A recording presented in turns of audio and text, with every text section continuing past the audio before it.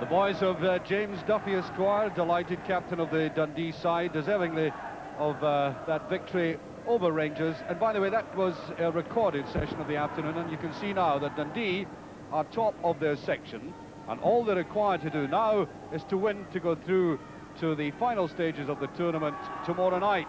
And we've now an interesting contest between Dundee and the team making their first appearance.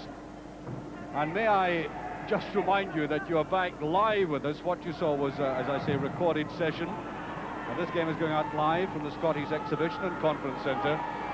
And I'm delighted to say, in terms of goal statistics, that we're getting more goals than we got last year at this time. We're all a little bit concerned about the scarcity of goals. It was an average throughout the tournament, 2.26, and we've already gone up to 6.66, which I'm sure will interest all these statisticians.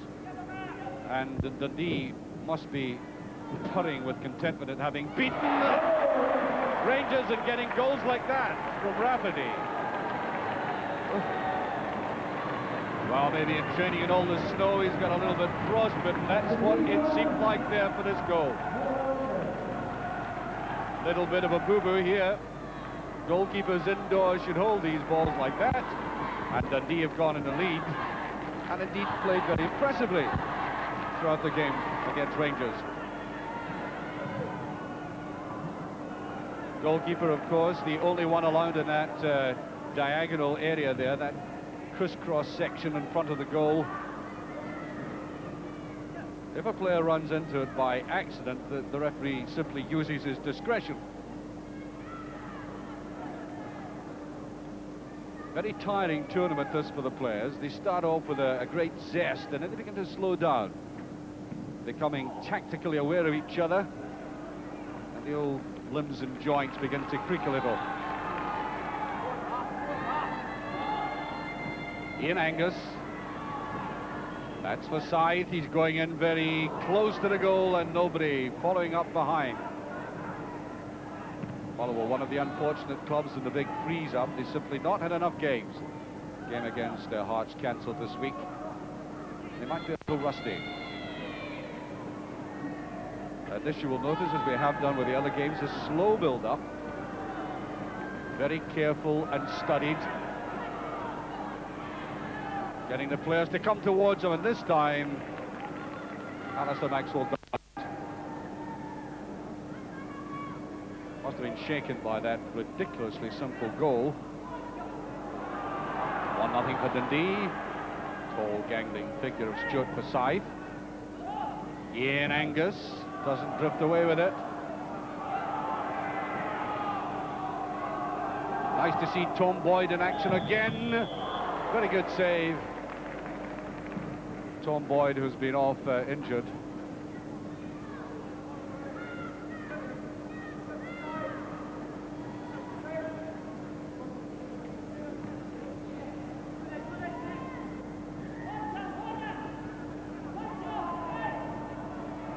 Coyne. Very well taken, 2 goals in the first game. Now you're watching number 2, one of the best full-backs in the Premier Division football, Fraser Wishart, and he is again. Of course, in this particular tournament, with these special skills, you've got to be very mobile. You're neither defender nor attacker. It's a kind of all-round utility player who blossoms in this. Boyd going back for it, and he gets it in. That's equaliser. Tom Boyd, who's been plagued by serious injury, and I'm sure Tommy McLean is delighted that the youngest captain in the Premier Division is getting the opportunity to play indoors at a time when so much football is off, and that was a very skilled goal indeed from a difficult angle.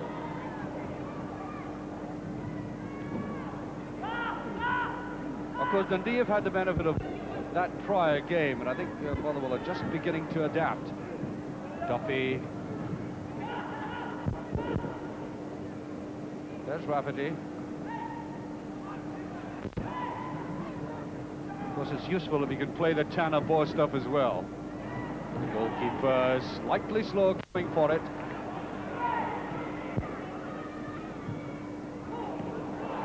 John Gagan should do well in this. Wishart.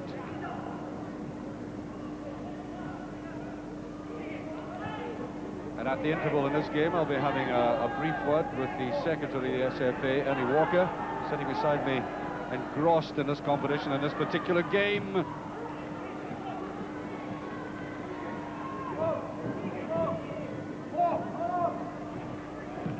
It's done there by Forsyth and over.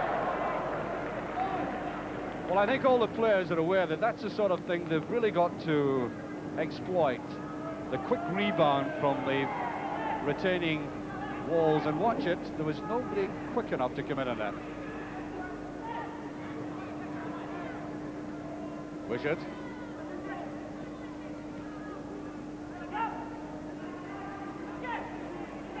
Kirk.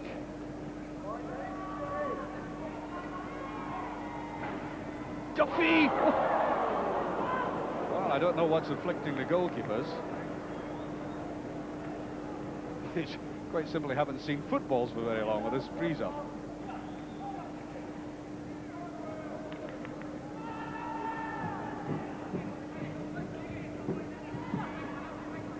Dundee, of course, if they win this, will certainly go through, but two go through to the sessions, the final sessions, from each section. So if you're at home and wondering how your team's going to fare, have no fear, it's not all worked out yet. This is a long way to go. And there's a mishap, and I think a free kick, yes, most certainly. Now, you'll notice players coming on and off, and it's just impossible for our cameraman down there, who's would really have to be in treble time, and we can't afford that, to keep track with all the substitutions. So you'll see them suddenly popping up on the pitch. We'll try and keep you aware of that. Jim Duffy, who's having a marvellous tournament, he really is enjoying this thoroughly, and I thought that was it, but it wasn't. Rafferty. Going for the return point, who's obviously relishing his transfer. Boyd.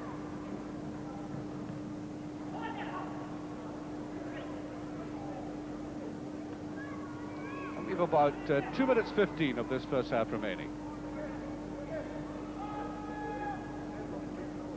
I think the crowd, and it's a very big crowd, there are 7,000 seats, and it's not quite a sellout this afternoon. That's not maybe terribly surprising, but it's getting near it, I can tell you. That's a free kick.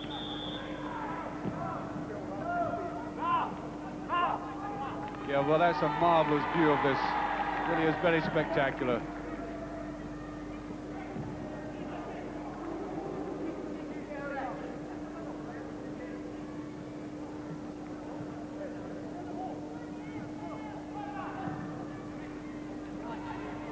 Rafferty. Every now and again you get the impression that the players need a breather, they kind of reach a pack, but they're not going to go full pelt. I think we're just going through this at the moment with about a minute 16 to the half-time whistle, or blower. Can't get rid of old habits. Got the blower here, they've got the sin bin, they've got kick-ins, and the crowd, after 3 years of this, are now beginning to appreciate the subtleties of this. The break there by Kirk,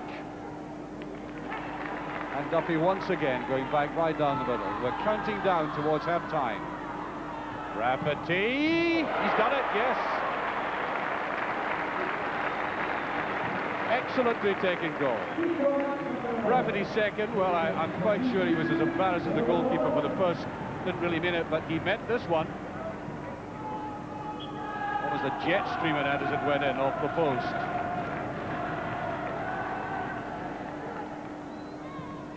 And Dundee are looking very good. I think I may have mentioned, if I didn't, and I hope it bears repetition, that Dundee have come all the way from Dundee in the one bus with their supporters, which is a very nice touch, and that is John Riley.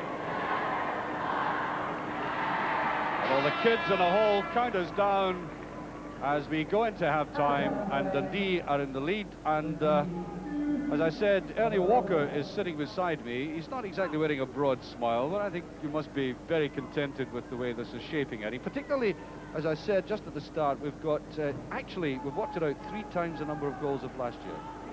Yes, there was a problem last year in that the tacticians had discovered how to close down on the scoring of goals, as indeed they have in the real game. So we thought that wasn't really what we were after in this particular type of game, and we made it bigger goals. It's a fairly simple experience. Well, we're certainly getting results from that now. I think it's actually affected the outfield players as well. You know, they're taking a chances, not just the goalkeepers. They're inclined to go for the goal a bit more than they did previous years. You know, it makes one think maybe we should consider something similar in the real game. Now then. Well, Andy, I'll tell you what, you've committed yourself. You've just go out there to keep on starting it. Well, I'll bring you in during this game, Andy. Just sit beside us, make yourself comfortable and watch Dundee Motherwell. Jim Duffy picking up. Now there's a very good save by the goalkeeper, very spectacular. You've got to be agile. Well, you've got to be agile for a goalkeeper at any time, but I must say I wouldn't like to be a goalkeeper falling on this surface. It's a good surface for playing, but not really get the worst of it. They were all wearing track trousers.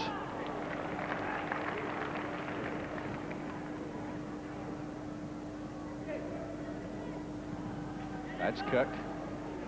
Let me remind you that the attacking team must always have an attacker in their opponent's defensive zone.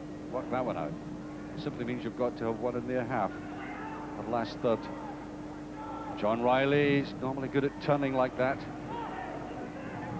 There it is. Oh, gee. Oh well. Well, Annie, the game is so quick that you're bound to get mistakes like that, aren't you? I know they look sort of foolish from up here. That's the kind of thing I guess players do it in the real game. They can do it here too, but it's more likely to happen on this surface than off these walls. It's quicker all round, of course. And that's number 10 for Motherwell, Brian Wright. I think Brian Wright is the reason for much of Motherwell's improvement this season. He's a strong midfield player, likes to surge forward as he's doing now.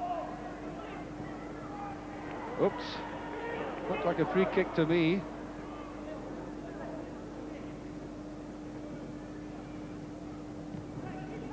Stephen Campbell.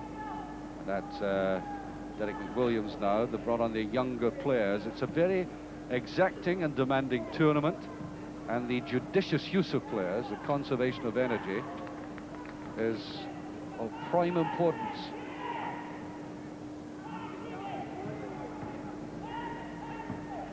Just occasionally the game resembles the kind of tactics of basketball where they try to draw at a defense and encircle the scoring zone, the penalty area.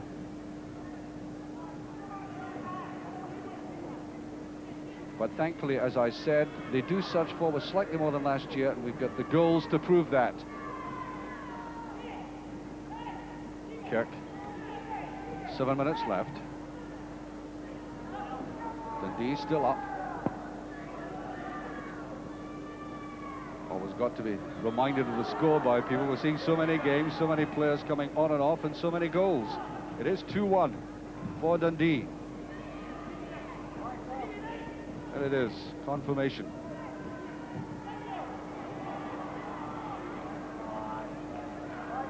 Break by Motherwell, but not quick enough. Dundee have their 2 players in midfield. Kick tries to get the return. Picked up here by Wright.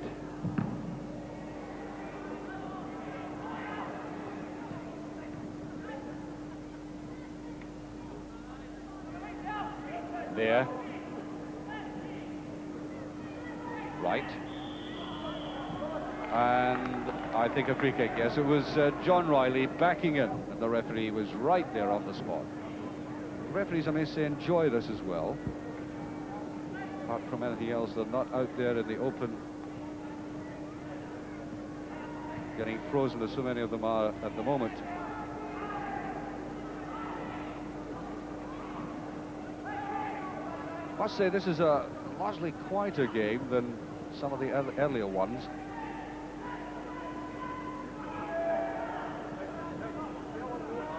As I said, a massive crowd in here. The organisers must be well pleased. This might be the shot on. And Motherwell twigged the danger of the rebound. And there's about just over 5 minutes remaining. And there is, as you probably would understand, in this current period, a huge range of support in, particularly behind that right-hand goal. And they're still coming in. Nobody at the moment is in the sin bin, but they are going on and off the bench like yo-yos.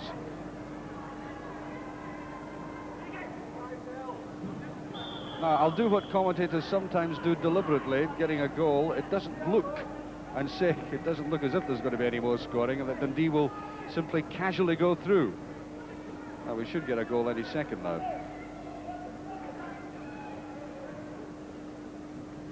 That's Mayer. Gagan to Mayer. John Gagan, the typical Tanner ball player. John likes to get his head over the ball. He's very tricky, does things like that. Wants it back. Oh, he's very left-footed. He's trying to get it to his left foot, and Mayer can't put it away. Gagan trying to get that to his favourite foot. Brilliantly saved. And has he put it in? He has. Yes, that's allowed. The goalkeeper couldn't make firm possession. So John Riley makes it even. Well, I don't think Dundee or the goalkeeper have any complaints at all about this. He simply didn't make any firm contact with it. From that angle, you almost thought he threw it in the net, but it was from the foot of John Riley.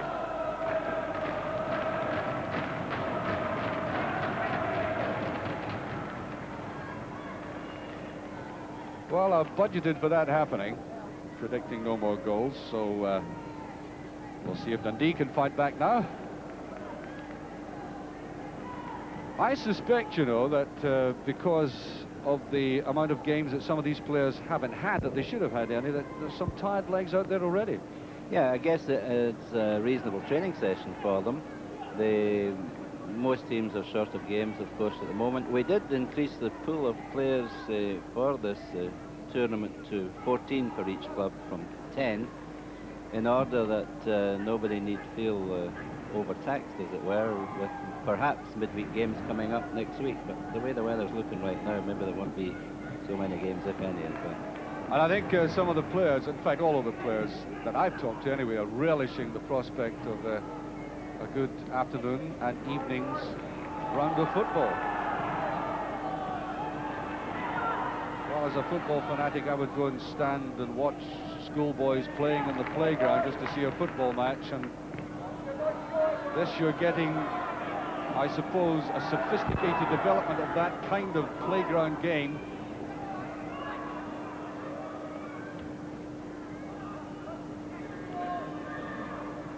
Under 2 minutes remaining, and we may be going to a penalty decider. We haven't had one of these yet.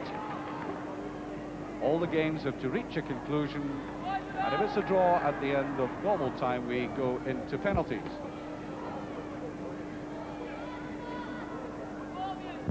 That's Jim Duffy. Score still 2 each.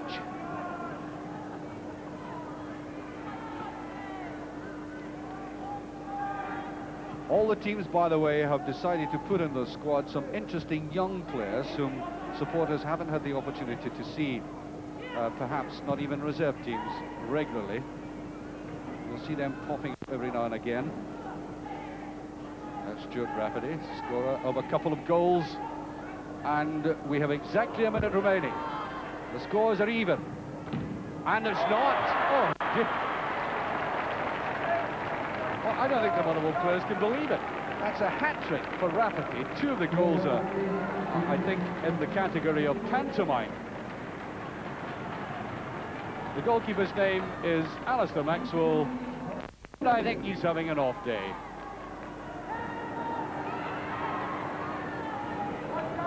And this will put Dundee through to the final stages of the tournament.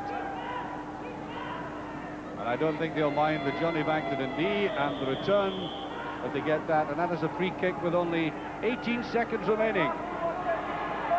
You'll hear the kids counting it down very shortly.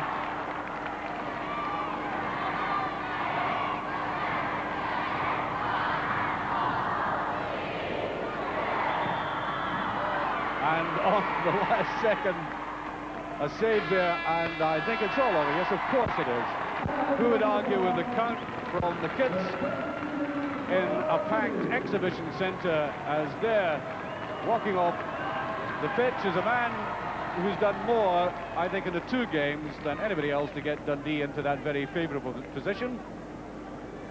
With some gifts, perhaps a little late, later in the year than usual for them. Some gifts from the Motherwell goalkeeper. And they're sweating a bit, aren't they?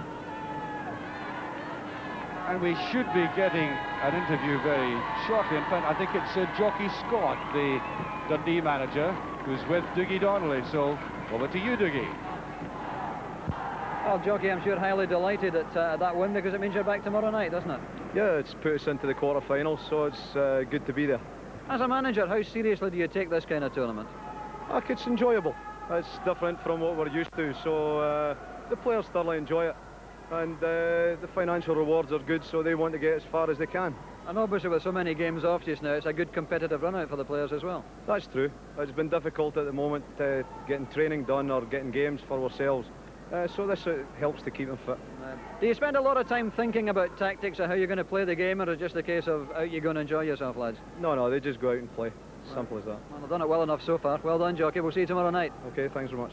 So there we are, Dundee already through to the quarter-finals, the first of the sides to do so. Let's take a look at the section table, in fact, because that's now looking very interesting indeed, because it means that Dundee are already through, but it all hinges now on the last match between Rangers and Motherwell, because both having to play each other in the last game, they're in the same goal difference, although Rangers have scored a goal more, and that could make it very interesting. So all to play for in that match.